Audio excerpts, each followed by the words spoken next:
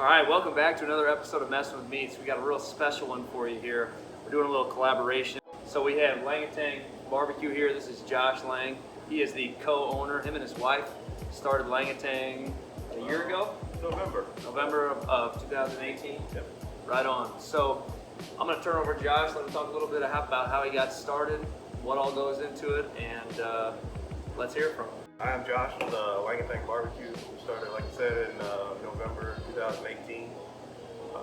Kind of just started as always in the backyard. My buddies, they'd go out and buy food or whatever. We having beers. They always made me do the cooking because they thought I was pretty decent at it. But so then we kind of decided, hey, maybe somebody else may think I'm pretty decent at it. Megan put a post out on Facebook one time about I'll smoke your turkey for Thanksgiving, and that's why we started in November. The weekend before Thanksgiving, I smoked 18 turkeys. Woo!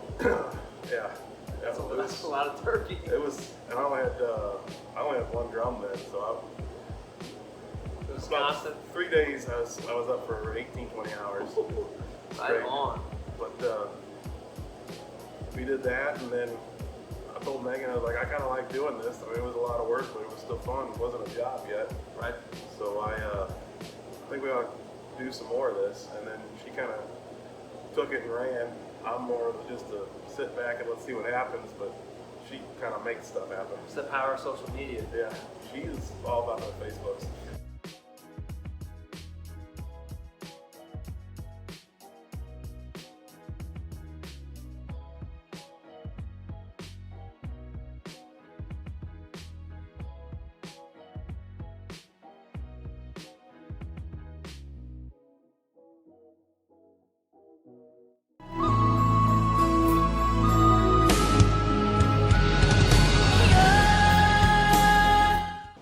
All right, so we're here with Lang-A-Tang BBQ. He's got a brisket on the cutting board. He's gonna kind of go over his process of trimming the brisket. So I'm gonna let him take over. I've only done brisket one time, so this is awesome that he's letting us back here into the kitchen, showing us how he does it. So soak it up. All right, today we got a whole pack of brisket, and that means it has both parts of the brisket, meaning the flat and the point. The point's called either the point or the decal, the nose, the top. Kind of depends on where you're from, what it's called. What differentiates those two muscles that come together is there's a fat line that runs in between it. It's kind of hard to tell at first, but once we get in there, I'm going to actually separate them because that's how I like to cook them. And I'll show you how to do that. In Texas, typically, you don't do anything. You cut it out of the package, cover it, salt and pepper, throw it on, come back 12 and a half hours later and have something delicious. I run on a gateway drum smoker, so I run hot and fast, and I like to have them separated. It, I think, makes a better brisket, in my opinion. I like to use a couple different knives. You can use one or the other. I like this one. It's a boning knife. It's flexible for kind of trimming off the top of the fat, or a more sturdy one for when you're getting down in there and trying to separate it. If you want to separate it, don't be scared. It's not that big of a deal. All right, so usually where I start is there's this big fat chunk right here. I like to cut most of the fat off. This fat does two things. It's flavor also, but it's an insulator. It can kind of hinder your cook time a little bit. So I just go in here, just start hacking away basically.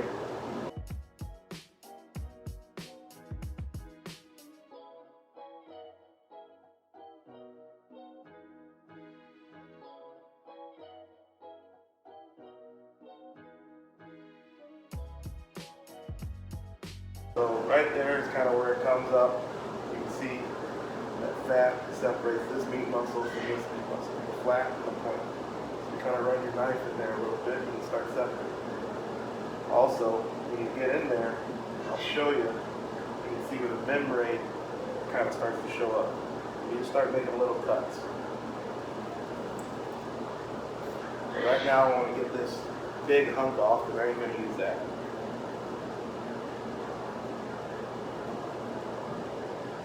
And it'll also help reveal that fat line a lot more. It's also really hard. So if I was to do it kind of Texas style, I would still cut this out myself. I wouldn't leave that. Okay, so you can see that there. That's where that fat line is. So like I said, just start making little cuts. If you're wondering where it goes, just follow it. See, it comes on down, and then it ends up separating your point from your flat right about here. And on this side, you can see it behind this kind of brisket stuff, but it'll come in about the same way. So like I said, just start making cuts.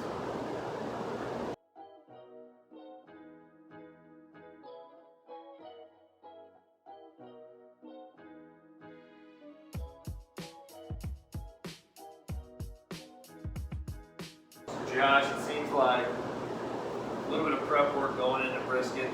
Do you ever find yourself getting tired of doing the prep work, or is it just part of the journey? No, I don't ever get tired of it. I kind of like it. It helps. I don't want to say like tell the story, but it's like an ingredient. How you prep it, how you cook it, how you flavor it. It's all how you do it. It all affects your end result.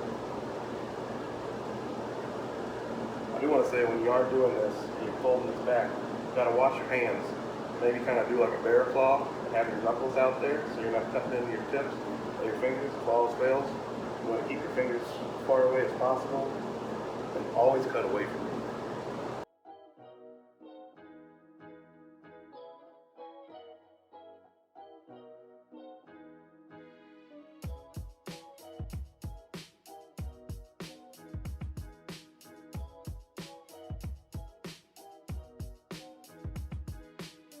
See, now that's all fat, so we can just cut that right there. Now, you have separated your flat from your point. Here.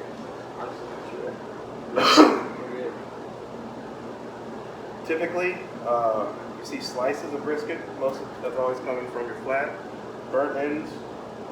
There's only one thing that makes burnt ends, and that's this right here, your brisket point. You can make pork and call it burnt ends. This is where your burnt ends come from. Typically, you cook it the same way about till that very end. Once they're done, you cube this up, toss it in more sauce, and rub. Put that in the foil pan, put that back on the grill while you're letting this rest, and just let all that caramely goodness soak up on these. Now, this fat cap on here, I personally like to trim that down. You don't have to. I like to get this kind of stringy stuff off the top. I just don't like it. Also, I don't like a real fatty brisket. I like a marbled brisket, but I typically try to save this fat because then I use it for other stuff like boudin or burgers. Absolutely. Beef fat is a delectable. It's delicious.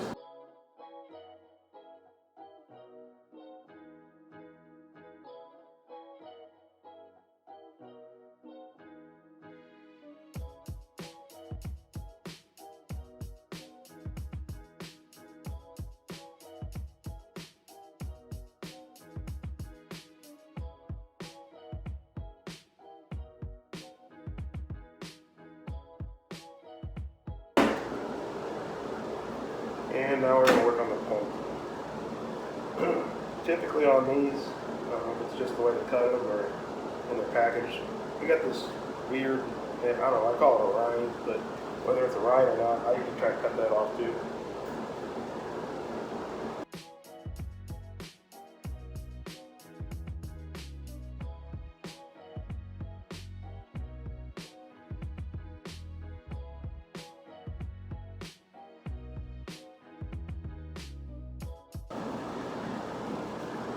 So did you kind of learn all this just trial by error?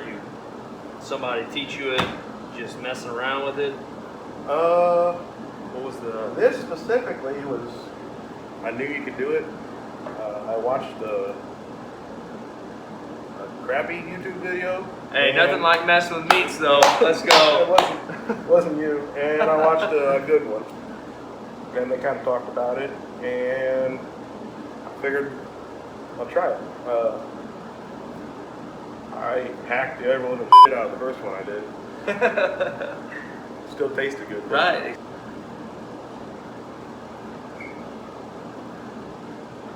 I always say, yeah, that'll eat.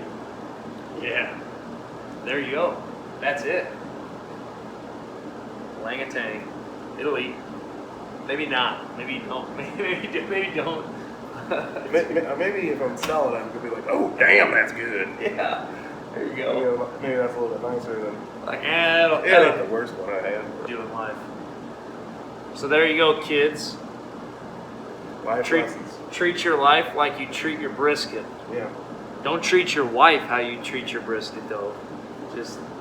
No. If you talk about her being a little meat trimming on the edges, too much fat, that ain't gonna bode so well for you. I'll tell you that right now. You definitely don't want to do that. All right, now this point, just trim off weird stuff off the edge. This thin stuff is gonna burn, but I usually cut those off and eat them. So It's the snack. yeah, it's quality control. Everyone else. So then that goes in the bucket. We're still here with Lang-A-Tang Barbecue. They do catering, barbecue, you do competitions. What all is included with that? Go ahead and give us a little peek into what you guys do. We kind of do all kinds of stuff. We do like what we call pop-up lunches. We'll set up a tent and sell for lunch or special occasions if you got like an event or something you want us to come to. We do catering. We do, my wife does a lot of meal prep for the weeks, stuff like that, makes casseroles or take and bake items or desserts, and, keto meals and stuff like that. It's pretty cool. Well, the meal prep thing, to me, that really caught my eye. When I saw that, I thought, how genius to do that. People don't have time, they got busy lives, and then also, like you said, the keto, people are dieting. They're doing the meal prep anyway on Sunday, so some people probably are thinking, hey, if somebody else can do my meal prep for me, that frees me up to do all the other things on my list of things to do. So I thought that was... It's pretty cool to come down here on Sunday, pick up, hey, I don't have to cook for lunch or dinner for the whole week. It's one trip. Don't even have to go to the grocery store.